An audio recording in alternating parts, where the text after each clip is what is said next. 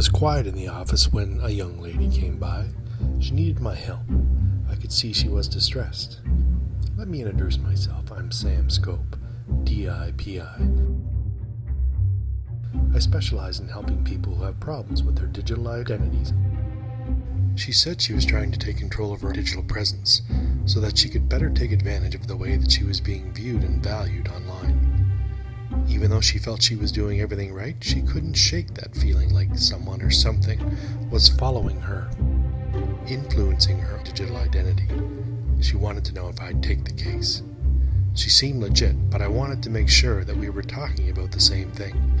So I asked her to tell me what her idea of having a digital identity means.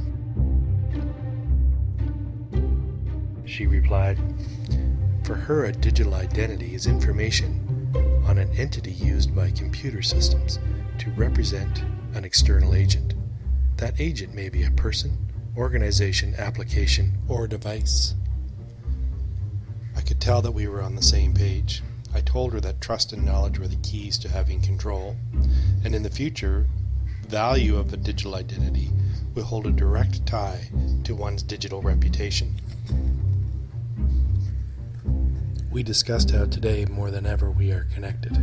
Mobile devices, free Wi-Fi hotspots, BYOD in schools are but a few examples that allow for almost uninterrupted connectedness. And we discussed her participation in any of a host of online digital communities and how they can provide great opportunities to build one's digital identity.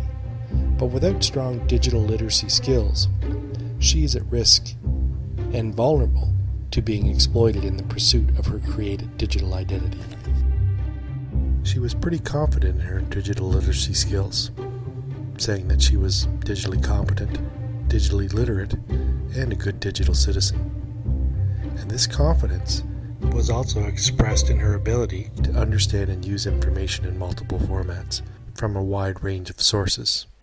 She was saying the right words, but I wanted to make sure she had been given the right skills, so I decided to check out her source of information, and for her it was her classroom teacher, Mr. Roberts. I met with Mr. Roberts after his afternoon class, and I probed in detail the digital literacy skills he worked to instill in his students.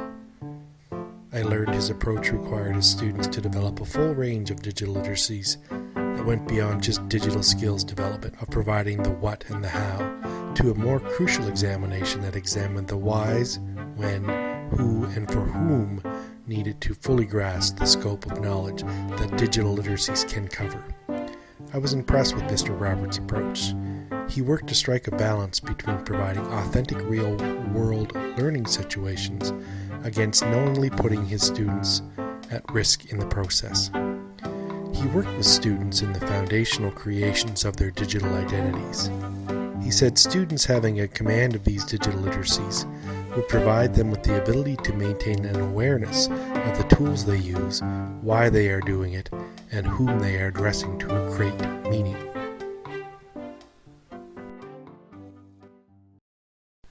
Things weren't adding up. Why was my client feeling like she was being followed?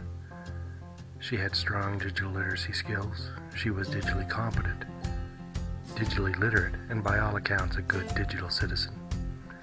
I needed her to be more reflective about the choices she was making as a participant in the pursuit of her digital identity, and about the impact these choices have on how others see her.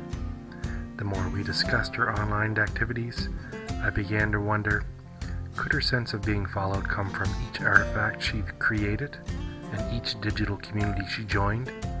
Were there forces at work behind the scenes potentially using her digital footprint to create a parallel digital identity? Just as she engaged, connected, and contributed to each digital object, could it be that an invisible digital identity was being created? Could there be tracking technologies used on this lady's online interactions, connecting these interactions object to object seamlessly without human interaction? As she left my office, I reminded her that with each click in the online world, fragments of her interests, habits, and demographics are stored, collected, and in some cases sold. I reinforced that she needs to be vigilant about how her online reputation is constructed. Reputation, either in traditional means or in a digital realm, has a real-world value. More and more our digital identities will serve as references to our digital reputation, which I told her may eventually be used as capital in the digital sphere that can create a massive, positive disruption on who has power, capital, and political influence in the new emerging trust networks of the 21st century. And the reputation capital they generate will have influence on the way we think about wealth, markets, powers, and personal identity.